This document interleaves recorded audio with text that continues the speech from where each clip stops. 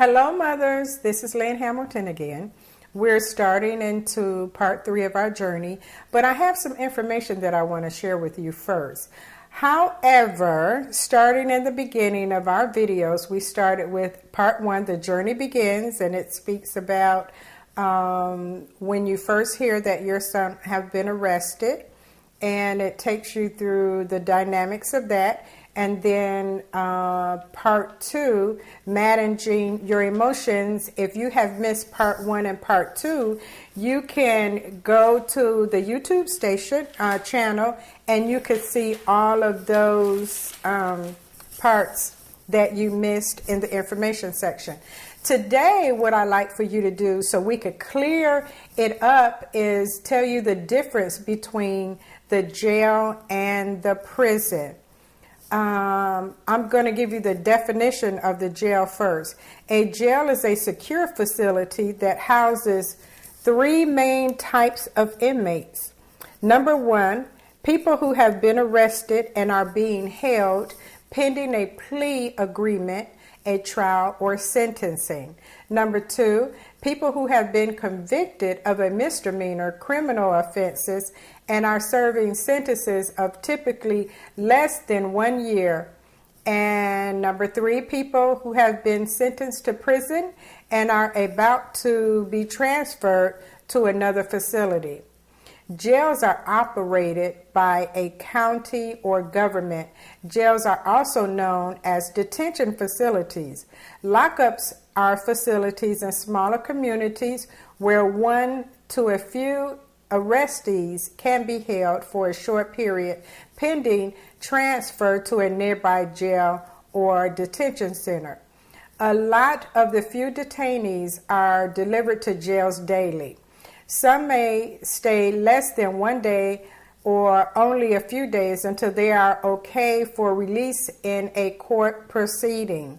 Some are released after putting up bail, are released to a pretrial services caseload, are placed under supervision by a probation agency, or are released on their own recognized with an agreement to appear in court. A considerable number of people arriving in jail are actively or recently drunk or high, arrive with injuries from fights or assaults that led to their arrest, and or a mentally ill with no other place for law enforcement to deliver them. This makes the intake process challenging for the jail staff and its medical personnel. Now I'm going to give you the definition of a prison. A prison is a secure facility that houses people who have been convicted of a felony criminal offense and are serving a sentence of typically 1 year or more. Prisons are operated by a state government or federal government. Penitentiary is a synonym for prison. The number of sentenced inmates entering prison each day is far less than the number of people delivered at the door of U.S. jails. People who are going to prison know it in advance. They may be transferred from jail, taken to prison from court after a conviction, or report to prison on a date set by the court.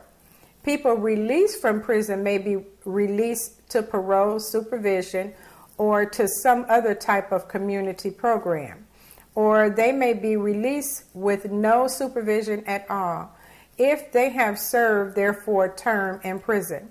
Now, after an inmate is released from prison, the time that they have spent in prison is supposed to be a rehabilitation, which is the furthest from the truth.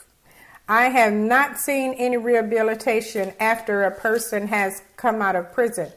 I have seen inmates who stayed as long as 2 years in jail before they are released to a prison. And once they're released to a prison, I tell mothers all the time that for the first 30 days, you're not going to hear anything from them because they're going through the process. And trust me, when they go to the prison facility, they take their time going through the process. But usually it's 30 days, and then the first thing they're going to want to do is call mom and let you know that they're doing fine. So once they leave jail and they have gone into the system, that's what I call it, as a system, into the prison facility, you don't have to panic. You just have to be patient. But it's really, really good when you hear your son's voice.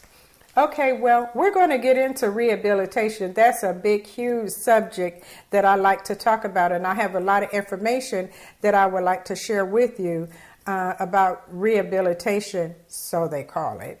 But anyway, this is part 3 of our journey. I just wanted to give you this information, and I have some other things that I'm going to discuss with you the next time we do a video that has to do with transfer. I get a lot of questions about moms wanting to know if their sons or daughters can transfer to a prison that's closer to them. Got all the information for you. So stay tuned to the next video. It was good to see you, and we'll see you again soon. Bye now. Please remember to follow us on Facebook at Mothers with SIP, and at our website www.motherswithsonsinprison, and also follow us on Instagram, Mothers with Sons in Prison. Thank you.